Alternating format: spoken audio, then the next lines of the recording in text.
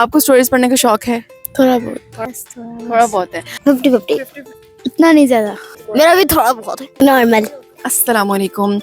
ये किताबें मैंने ऑर्डर की हैं बुक-ऑन झेलम से। मुझे नन्हे निकोलस की कारनामे बहुत अच्छी लगी है और दाखिले का दिन जो शॉर्ट स्टोरीज़ की किताब है वो भी मुझे बेहतरीन लगी। उसमें वो है तो बच्चों की कहानियाँ लेकिन उसमें बड़ों के लिए भी बहुत से लेसन्स हैं और मेरा दिल कर रहा था कि मैं अपनी कॉलोनी के बच्चों के लिए ये किताबें ख़रीदूँ और उनको गिफ्ट करूँ। So here we are.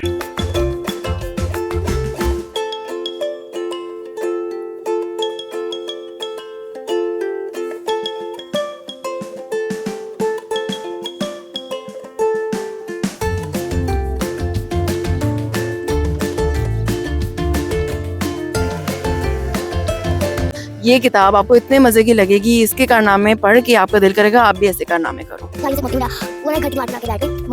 Chicken को देता है और चिकन बढ़ जाता है।